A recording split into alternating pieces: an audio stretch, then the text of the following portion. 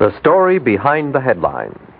Every Sunday evening at this time, the National Broadcasting Company, in cooperation with the American Historical Association, presents Caesar Searchinger in his analysis of the news.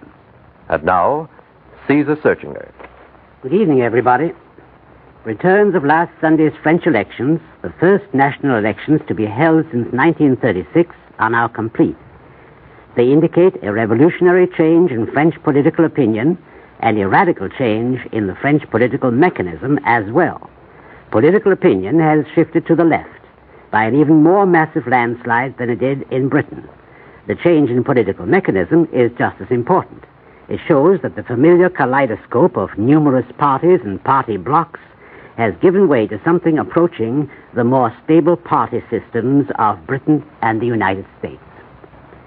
French opinion in the course of the struggle for liberation and against fascism has solidified into four main groups, three of them on the left. The combined right and center is not only weaker than any one of the three left-wing parties, but it is split into tiny and partly irreconcilable groups. Any one of these groups with 19 seats in the Assembly is all that remains of the once great radical socialist party, the classic moderate party of Briand, Herriot, and Daladier. The three leading parties today are the Communists and their affiliates with 152 seats, the Socialists and their affiliates with 151 seats, and the new Popular Republican Movement with 140. The last named, growing out of the resistance movement, is Catholic, but nevertheless definitely left of center. The Socialists, with the greatest popular vote of the three, emerges as the leading party of France. Some 24 million French men and women voted at this election. They voted not only for the lists of candidates to the Assembly, but they also decided some very fundamental questions. A vast majority voted against the Communists that the Assembly should be not merely a lower house of Parliament under the old Constitution, but a constituent assembly charged with writing a new one. The new Assembly will also take the place of the present Consultative Assembly with full legislative powers, but its main task is to draft the Constitution of what will be the Fourth French Republic. This it must do within 7 months, after which the Constitution will be submitted to popular vote. If it fails of approval, a newly elected Assembly must try again. In any case, the old Constitution of 1875 is buried, and with it the unstable system of shifting coalitions which gave the Third Republic over 100 different cabinets in 70 years. For the people have gone on record in favor of a strong executive based on popular support, as in this country or Great Britain. In this respect, the election was a clear victory for General de Gaulle, who will remain as head of the interim government. Now, what will that government stand for? Its personnel and policy will, of course, be determined by the membership of the Assembly. It will, in the main, be a loose coalition of the three largest parties. All three of these parties are committed to a program of sweeping economic reforms on socialist lines. They may disagree on details, but the strength of the labor groups in each will determine the general policy. The powerful General Federation of Labor has already demanded legislative action to nationalize the banks and insurance companies, certain heavy industries, transportation, public utilities, and the merchant marine. The Council of National Resistance is also on record in favor of broad nationalization of the essential means of production. The coal mines of northern France have already been nationalized by the provisional government. General de Gaulle has hitherto resisted a more general nationalization, pending a clear mandate from the people. That mandate has now been given. Thus, France, like Great Britain, is embarked on a realization of socialism. Its course will have a profound influence on all Europe. France, the protagonist of the democratic revolution, is once again in the van. It is a little more than 9 years since Léon Blum, France's first socialist premier, was swept into office as the leader of the Popular Front and set about giving France a modest New Deal. This included reorganization of the Bank of France, a tentative nationalization of the arms industry, collective bargaining, and the 40-hour week. After 10 months, Blum was forced out by a reactionary Senate. He returned for a short spell, only to be ousted again, and succeeded by Edouard Daladier, the man of Munich.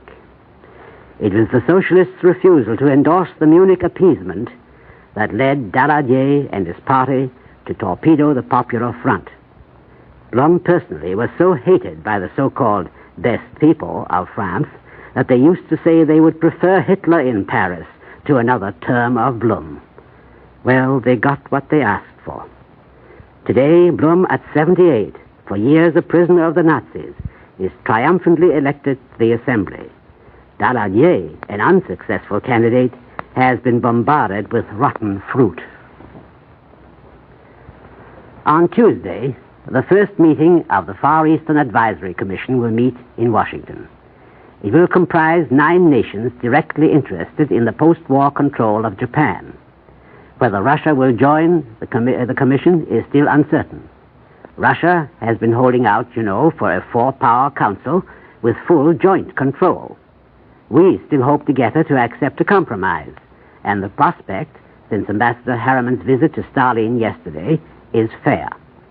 In the meantime, the demobilization of Japan has been completed in record time, and General MacArthur has started what he calls a revolution, or the evolution, which will restore the dignity and freedom of the common man. Not that the Japanese common man has ever had any freedom, but anyhow, MacArthur has ordered the abolition of all laws which limit political, civil, and religious liberties. And that order has been enough to bring about the fall of Prince Higashikuni and his government. His place, Higashikuni's place, was taken by Baron Kijuro Shidehara.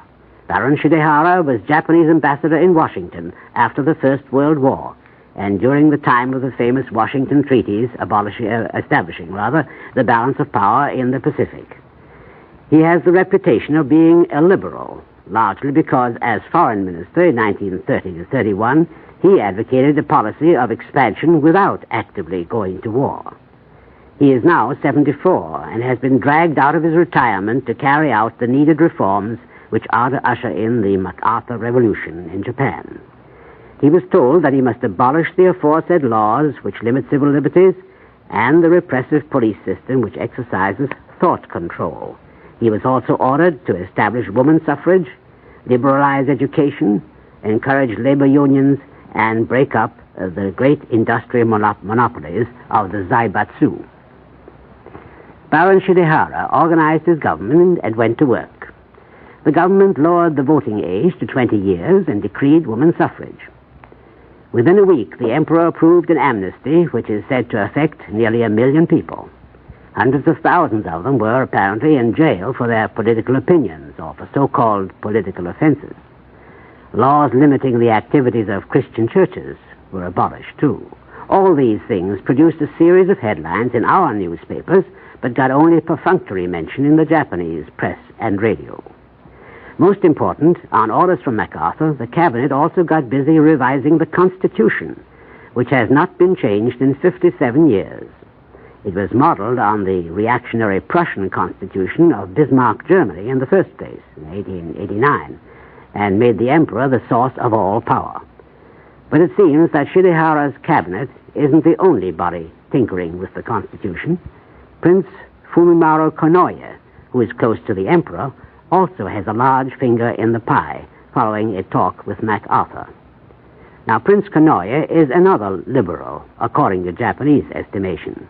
But Prince Konoye was Japanese premier when Japan invaded China in 1937, and this evidently did no damage to his liberal conscience, for he stayed on the job another year and a half.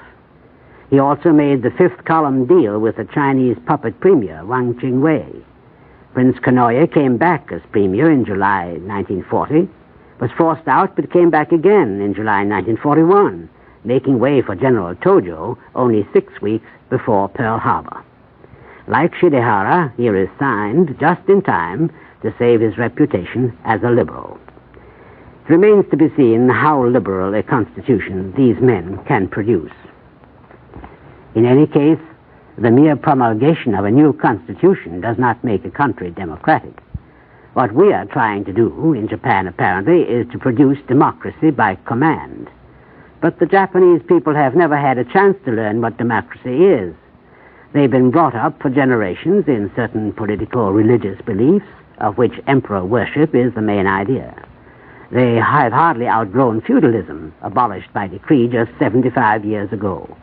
All but a few have only a state-controlled primary school education on completely militaristic lines. Very few have ever learned about the institutions of the outside world, and they lack all means of comparison. Above all, they have never had freedom of speech or press. Now that they are supposed to have it, they are unable or afraid to use it. At any rate, they see at the top essentially the same men who have kept them in their cage, and they are reluctant to try their wings. Last week, General MacArthur had to threaten Japan's editors that they must fulfill their obligations or make way for those who would. Another difficulty is the abject poverty of most Japanese. The Japanese worker toils long hours for wretched pay. He has little chance for recreation or information. He is a farmer. He rarely owns his land and pays over half his crop in rent and taxes. Proportionately, the poor pay higher taxes than the rich. Industry is almost completely monopolized by the zaibatsu. Among these, 4 great families controlled most of the nation's industries and trade even before the war.